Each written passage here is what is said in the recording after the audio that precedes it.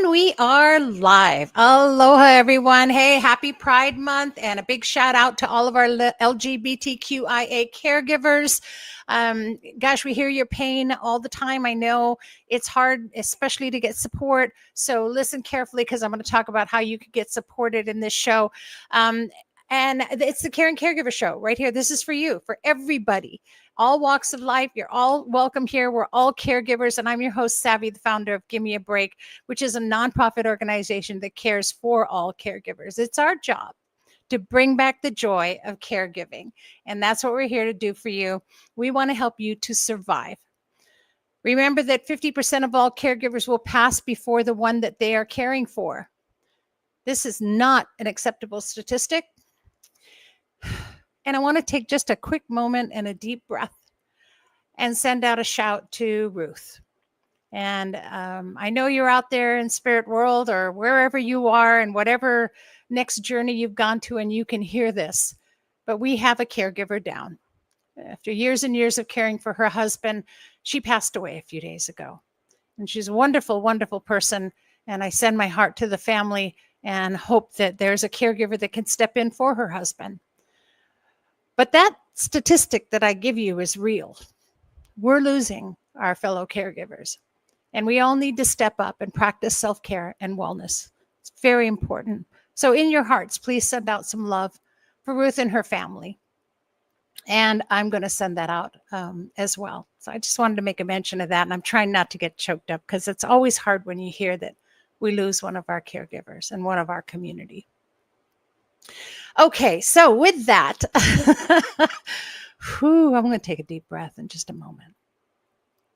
Anyway, you can check us out on our website. Go to gab808.org. And if you have any questions or need some information, go onto that website and just go ahead and fill that caregiver support form out. Just fill it out, because, you know, we're not using it to gather information. We're not using it to, contact you if you don't need us. But if you have a question, that's the best way for us to get the information, get your information, and again, get back to you with the information that you need. It helps us to do the research and know specifically what you want. So the best shots, go onto our website, gab808.org, fill out the form, get your resources, get what you need, get the answers. I know it's hard, and I know sometimes it's hard to do anything. The last thing you want to do is make a phone call to somebody and have to get stuck on hold. That's why we provide that form. So just fill it out, and then we'll text it back to you if you want. We'll send it back to you in email if you want. You don't have to talk to a live person. I know how hard that is. You're exhausted. The last thing you want to do is deal with anyone. Don't worry about it. We got you. We know what it's like. We're all caregivers just like you. And, we offer you that break. And we offer every single caregiver out there a break each week at our support sessions.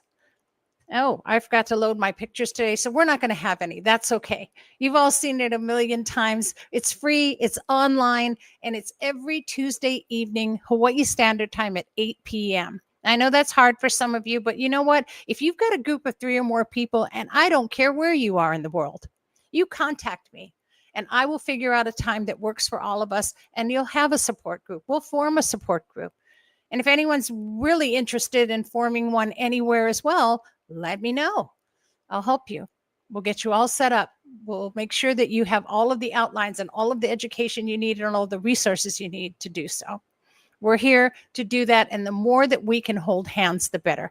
And that reminds me, I was just looking on Facebook, and they were posting about how a year ago or how many years ago today, and it was earlier in the week, and it was maybe, I don't even know, 150 years ago, probably. No, not even, as that was when I was a kid.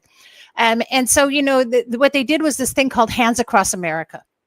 And some of you may remember it. I definitely remember it, and I was part of it. And we all held hands, and all across America, everybody held hands. Well, we may not physically be able to do that as caregivers, but one way or another, we can form a community that can hold hands, that can hold hearts, that can be there for one another. And that's what we want to do. Right here in the state of Hawaii alone, there's 157,000 of us that can hold hands and support one another. So let's start there.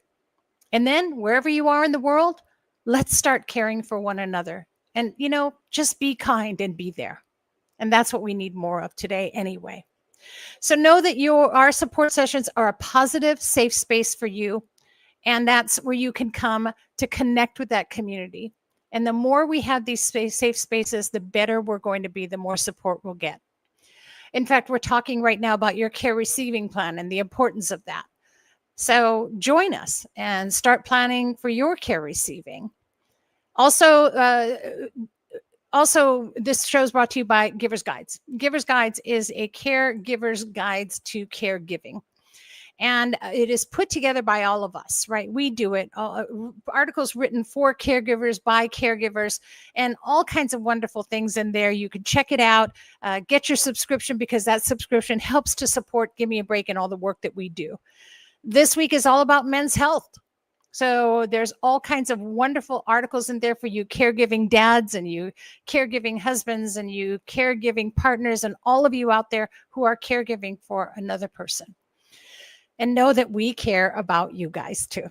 All right. So there you go. And I'll tell you, this season, we're doing all kinds of things to help you out. We want to motivate you. We want to get you going. We want to help you to be inspired, because doggone it, we live in a negative space all the time. We need more positivity. And that's why we brought Andy Pierce here, the founder of Bounce Up. Welcome, Andy. Hi, how you doing? Oops, there you are. There he is. And he's so pumped today that he's coming to you from his car. I love that. Thank you so much, Andy. And I know how it is. I know how it is to go from one place to another, but you took a moment out to share with our caregivers. And Andy's going to share with you guys a moment of positivity and motivation. So I'm going to just give the stage to Andy, and you guys enjoy. Awesome. Thank you. Thank you for having me. And I'm excited to be here with you for just, this quick moment. So, you sparked something that I think is really valuable to think about, and that is optimism. How optimism is, we call it the engine to being resilient, and how when we have this hope, it drives us to do great things and continue on. And so, what I wanted to share with you all today was a technique that's really helpful for relieving stress and for controlling the mind and body, and that's diaphragmatic breathing. So, diaphragmatic breathing, I like to look at it from kind of a scientific way of seeing what's really happening in your body when you do diaphragmatic breathing. And so, what happens is when we experience any type of stress, it starts typically with something that happens to us. And that's kind of like a trigger, right? That creates this stress. And from that trigger, it influences us to think a specific way. And it's from that thought that drives the uh, way that we feel. So we talked about that last time when I was on. And when you use diaphragmatic breathing, what it does is it helps give your body a physical and mental break from the stress that you're experiencing. So what it does is it acts like a reset of the mind, a reset of the body, and it helps you to take control over both mind and body. So, what's beautiful about diaphragmatic breathing is that when you do this, also, you activate something called the vagus nerve. And the vagus nerve runs throughout your whole upper body, and it has really one big job, and that's rest and digest. So, what happens is when people feel stress, it starts with the thing that happens that's causing the stress. Then it goes into our thoughts, and then from our thoughts, we feel this emotion. And what typically happens is our breath, we will start unintentionally start breathing with our chest. And it's really our body getting revving up for fight or flight. But there's some situations where we don't want to fight or flight. In fact, a lot of times when we feel stress, we're not able to fight, flight, or freeze. So, what we can do though is manage the stress through our breath. And when we do this style of breathing, it then activates the vagus nerve, which then gives your body and mind that break from the stress. So, let me share with you just some tips that will be helpful in how to breathe. So there's two major components to diaphragmatic breathing. So the first component is breathing with your stomach. So when we get stressed, we breathe with our chest. We're in here. But when we do diaphragmatic breathing, we're breathing with the lower parts of our lungs, which in turn uses your whole lung. So if you were to fall asleep at night, or every night you fall asleep, or if you watch a child sleeping at night, or even the people that you caregive, when they're asleep, their breathing goes from up here to down here in their tummy. So we want to do this intentionally. So that's the first component. You breathe with your stomach. The second component is how long we breathe in and how long we breathe out. So I've done quite a bit of research, and there's several different cadences that people will talk about.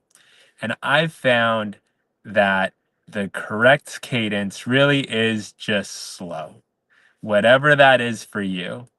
And you get a lot of the benefit when you breathe out. So, in other words, we always want to breathe out for more time than we're breathing in. So, for instance, if we're breathing in for around, let's say, 5 seconds, you want to breathe out for around 6, 7, or even 8 seconds. If you're breathing in for around 6 seconds, a really slow breath, then you want to breathe out for maybe 8 or even 10 or 12 seconds. So the trick is we're reenacting the way that we breathe when we're feeling completely calm.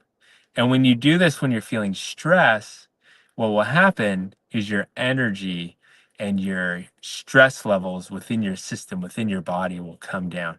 And it's really hard to think about stressful things when we're doing this breathing. So there's twofold, right? It controls the body, activates the vagus nerve, and gets us to that rest and digest, especially in moments when we're feeling stress. And then the other component is that it helps us control the way that we think. And when you do this, it again resets the mind and body. So if you don't mind, everybody on here, out across the internet here on this call, take a few deep breaths. Okay? So right now, as you're listening, just breathe in slowly for a few seconds and exhale slowly for a few seconds longer. Just feel the air coming in through your nose, out through your mouth. I actually don't mind if you want to breathe just with your mouth or just with your nose. The real benefit comes when you're just slowing the body down, because when we feel stress, what happens is our bodies and minds get too fast. They speed up. So this breathing will help you bring your energy back down, especially when you're feeling stressed. Also, kind of a pro tip is if you're having trouble falling asleep at night, this breathing will bring you back down. It's hard to have your mind racing because oftentimes we might be very tired, but our mind starts racing. And the problem is that we need something to control it. And so this breathing will help us bring our energy back down and help us fall asleep. And it might take 1 minute of breath. It might take 5. It might take even 25. But if you stick to it, it will help you fall asleep. Anyways, that's my mindful moment that I wanted to share with you all today. And it's something I've used in my life that's been really beneficial. So thank you. I love it. Thank you, Andy, so much. And I cannot overemphasize the importance of breathing. And I mean, I think as caregivers, you feel like you go through the whole day holding your breath. So yes, and I practice that as before I go to bed every night as well. And you do. You sit there and you argue with yourself like this isn't going to work. I'm not going to go to sleep, and then you wake up in the morning. Yep. Yep. So thank you so much for your time, and I greatly appreciate it. And I know the caregivers do as well. Aloha, and we'll see Awesome. you next week. All right. Thank you so much. Bye, guys. Thank you. Awesome. Isn't that great? You guys see what I mean? And you can get a hold of Andy. Again, it's just ibounceup.org. So go to your computers, type in or go to your phone, ibounceup.org, and you can check out Andy and what he does and get motivated. And right, motivation is not always, standing up and saying, I got this. Sometimes it's just that soft breath that you give to your body and give yourself some air and take a moment to just release. I love that. I love that. Oh, it's just amazing. I can't wait every week before the show. So if you tune in, at least tune in the beginning and get Andy's motivational moments. And if not, you can always look back at it and catch it when you do later on after you have a moment to breathe and take that moment. But anyway, so I want to bring on my guest today. Really excited because she really aligns with the current theme, especially of what we're doing with Give Me a Break this year. And that's where we're talking about your care receiving plan. And I think that the care that you'll receive is important, but making a plan. And what are you doing to plan? We just go into caregiving, we get thrown into it like chaos. So we don't always think about our plan. Well, she's the founder and CEO of Tum Core, a coaching service that's here to help you navigate through the ups and downs of caregiving and prepare you for care receiving as well. So please welcome my guest today. And I'm so honored to have Isabel Melgarejo. Hello, aloha. Aloha, Savi. Oh, this is such a great opportunity, and I love being here with your community. And I love the work you do and how you spread a little bit of hope for everybody who's going through this caregiving journey. Yes. Yeah, the silent ones, right? Other people use their voice in so many ways, but a caregiver's voice becomes quiet and isolated, and people don't always know just how much support they need. And I Yes. love that you can not only work with them one-on-one, but even as a group and with families. And we'll talk about that more, but please share your caregiving story and why you came to do what you're doing today. I've always been surrounded by seniors from a very young age, but my journey as a caregiver per se started after my dad's passing. He'd passed away suddenly, playing with my niece, actually. Um, he just had a heart attack and passed away. And my mom at the time was dealing with cancer. And with all the things that she was living and all the changes, she became very depressed. So there was a point in which she wouldn't go to the store to get groceries. I was still living at home. She wouldn't, like, there was no food on the table. She was just trying to survive. Yeah. And I really admired like everything she did, because every day she would wake up and get up from bed. But I do know that it was really hard for her. And I became a caregiver. I was there for her. I was taking her to doctor's appointments. I was there to make sure that all the bills were getting paid. And I never paid attention to what it was like, because it was just like something I was doing. I stopped going partying. I stopped going out with friends. My life changed, but probably I didn't feel like partying after losing my dad. What I did remember is when I moved here to Texas, and I started noticing that she would call me for everything, from help me with my Netflix to like, hey, I'm getting a surgery. Can you come and just be with me? And I knew that I needed to do something before things got worse. I'm a project manager, so when I see things, I just see the risks coming to me, kind of thing.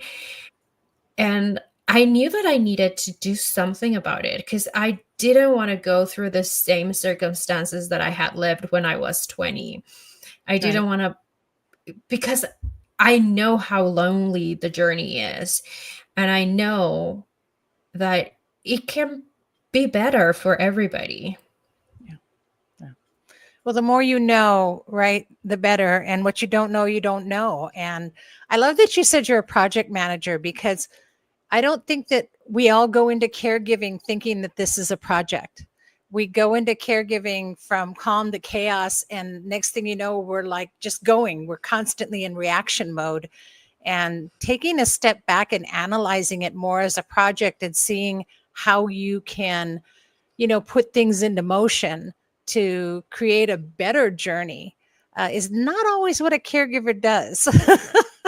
So I love that you use the word care, and thank you for sharing your story, because it's so important that we all do that. If we don't start speaking up and sharing our stories, then no one's going to hear them and know that you're not alone, and there's somebody out there who will say, wow, that's me, I went through that. And so you're not by yourself, you're not alone, you don't have to isolate. There is a community out here.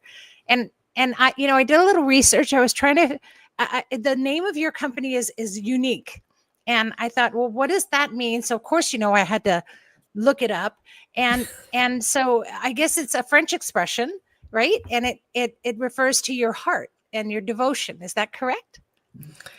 I don't know if it's a French expression. What I do know is my grandfather had this story about a drum and how this boy that would play the drum and other hearts would follow. And so it is more like the heart beating Wow. sort of thing. And I think when you're in the caregiving journey, you sort of forget about yourself and you put everything out there for everybody, for your loved ones. So you go from being like maybe buying the flowers that you love to buying the flowers that your loved one loves. You forget about your favorite type of eggs because you're not going to be doing different types of eggs every morning. Right. So you completely forget about yourself. But I want to bring that to people because life is not about other people. It's about the community that we build. And that community, you are part of that community and you matter. Yes. I love that. Yes, you do matter. And if something were to happen to a caregiver, then what? Right? Like the caregiver that we recently lost is now who's going to take care of the person they were caring for, and what happens. So we have to practice wellness and we have to take care of ourselves. And I think that journey and mapping that journey out is definitely something that not a lot of caregivers know what to do. And I think I also wanted to make sure that we talked about you have a care lab, right? Is that what it is? It's called a care lab, I think. Yes. And I love that you're launching this because I think this is a program that a lot of caregivers will need. And I hope that you will, it's already ongoing, but I hope that you will continue to do this because I feel like this is definitely a program that caregivers need to have available to them. This is an important resource. And so talk about what your care lab is and maybe some of the things that happen in the sessions. So, as the name implies, it is a lab. And what do you do in a lab? You don't follow a formula. You play with it and you experiment. And that's what this is about. It is about experimentation and looking at what works and what doesn't. Because what really works for somebody might not work for somebody else. So the program, it is 5 sessions long, and some of the main takeaways from these sessions is that people learn how to have difficult conversations. And it's not that we don't know how to have a difficult conversation, is that we don't know how to manage our emotions when having that conversation. So actually in today's sessions, I was talking about that, and it was like, okay, what are other ways in which you can have this conversation? How can you regulate your emotions? Which Andy did a great job at the beginning of this session on setting that intention and setting a good pace. So that's the first step in like how you're regulating those emotions. And that is probably one of the main takeaways of this program. Other key takeaways is what you need to have. So me doing what I do, and it happened to me a few months ago. My husband forgot paying the electric bill, And I work from home. My power went off, and I was like, so what's happening? No. And I didn't know which one, I didn't even know which was the electric company that would serve us. Oh my goodness. That is like the worst case scenario. Yeah. No internet. Oh my God. No power. And it took me 2 hours to fix this issue. So knowing what you need to plan and what to have, because usually when you go to with a lawyer, they will give you the general information. And I'm Right. not saying that information is not important. Of course it's important, but everything falls into the details. What you're paying, what you're doing with your everyday life. And if you don't know that, you keep turning off fires over and over again, because this thing that happened to me with the electric bill, that just happens with absolutely everything. And instead of fixing one thing, if for me it took me 2 hours to figure out the electric company, figure out, give, like, obviously, but my name was not in the account. I had to give it. So all of these things took me 2 hours. Yeah. If you keep adding things into the equation, obviously you're overwhelmed with things that you shouldn't be doing. So I try to get people to plan ahead. So when things happen, it's not 2 hours. It took you probably 15 minutes because somebody else put your number in the account, because those things are ready. So when things happen, instead of 2 hours, it takes you 15 minutes. Because And a caregiver just doesn't have that time. A caregiver does not have 2 hours to devote to something, and you need to get your ducks in a row and be able to plan for those kind of things. And those are the things that, yes, I think as a caregiver, you go from one fire to another. Just when you put it out, another one bursts up. So I love that you help a caregiver to be more planned and to see things from a different angle. I think it's so important. Because again, taking that pause out of what you're doing is so important. You're just not doing it. They're not doing it. They're just caught up in the day. And then at the end of the day, they fall on their bed and knock out for 15 minutes and have to go right back at it again. So it's a tough thing to do. Yeah. yeah, But so if there are ways to make it easier, let's do that. yeah. And I love that you do that. And you're speaking from experience, and then I also combining that with your project managing skills. I mean, this is what our community is about, right? If we don't help each other by giving each other all the tools that we need, and then the tricks to those tools, that's the important thing. It's kind of like a mechanic, right? There's a trick to doing something. If you fix something, you can fix it. Well, I fixed it. I got it. I did it. But then there's a trick to it, right? A way to tighten a bolt, or a way to, do something in a certain tool to use that makes it easier. And just finding that right tool, and then learning how to use it, and then getting the tip of how to make it work even better. When you can get a coach to do that for you, or you can find somebody who can give you that knowledge, that's what Isabel's doing, you guys. What an amazing thing. So yeah, I love the way you describe the lab, because that's right. You're going in and making it fit to each situation, because every caregiving situation is different. Every caregiver's going through a total different situation. The thing we have in common is that we're all frustrated, we're all exhausted, and we're all isolated. Yeah. And that is the third takeaway: how to build community and a self-care plan for yourself, which includes community. I've always been saying that there is so many resources when you're young. So for new mothers, you have tons of books, you have friends going through the same thing. Everybody's celebrating your new baby. Yeah.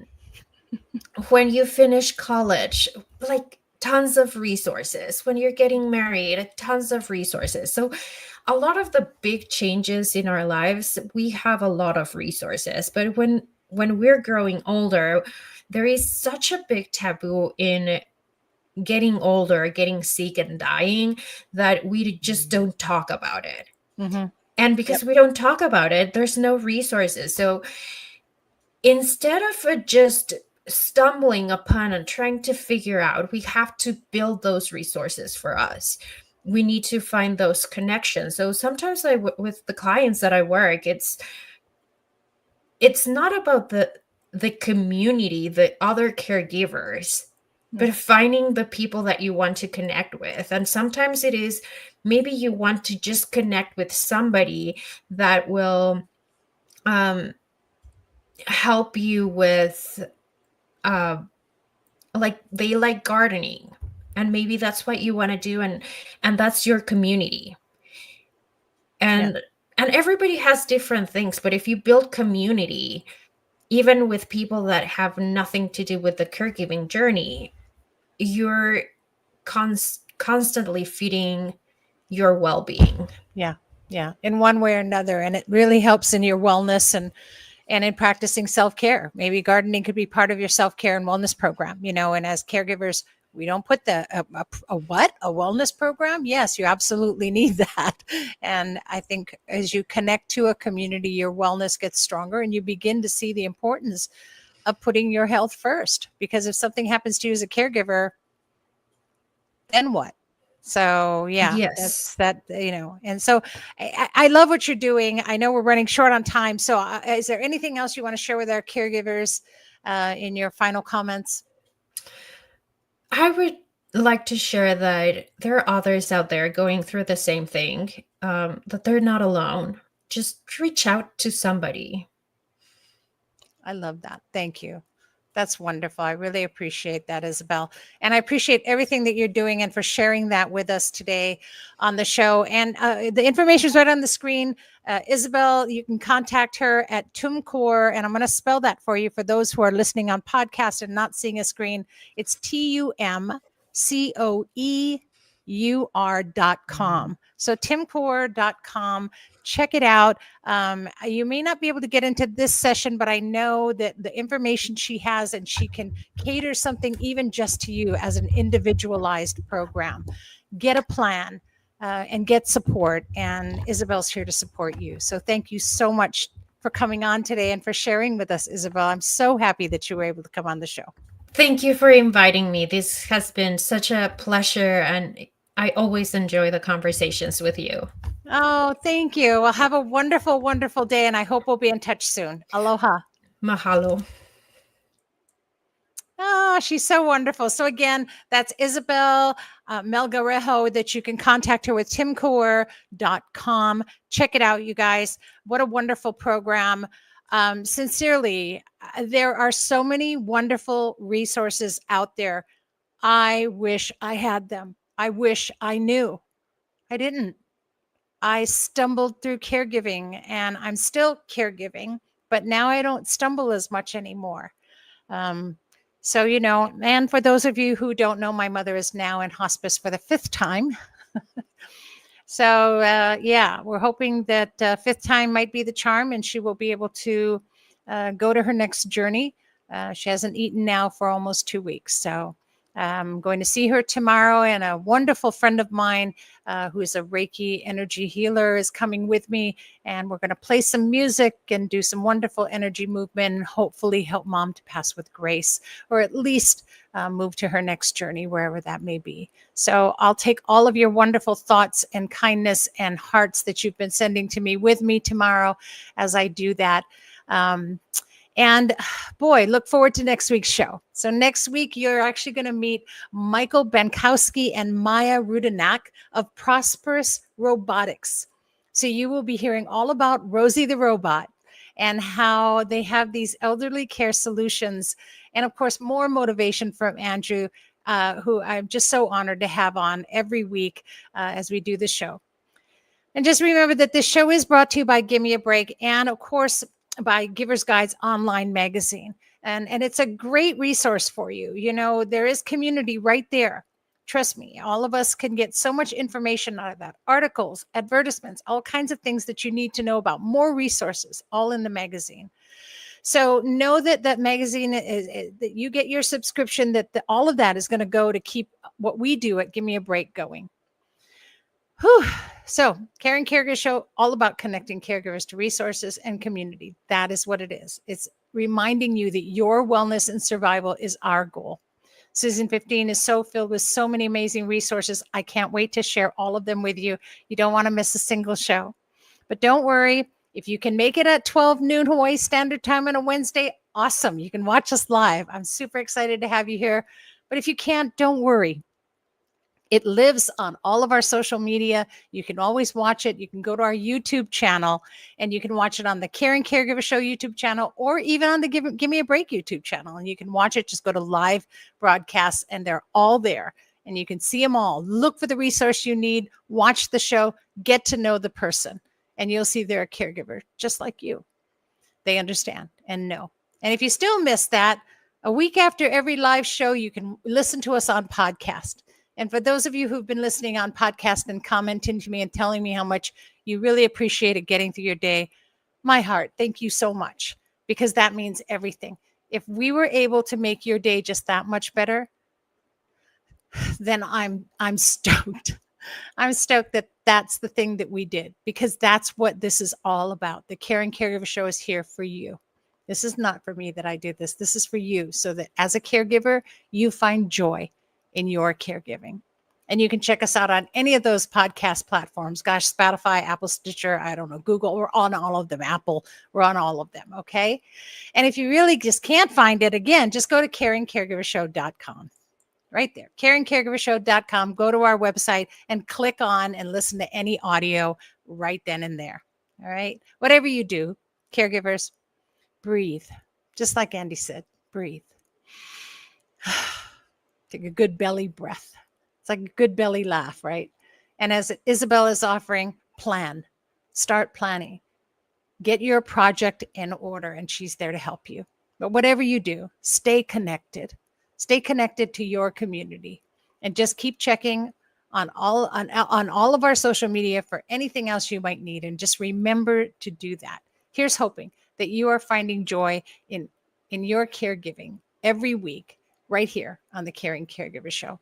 Thanks for tuning in, and please always be kind to yourself, and especially to those who are caring. Aloha, everyone. Mahalo for your time.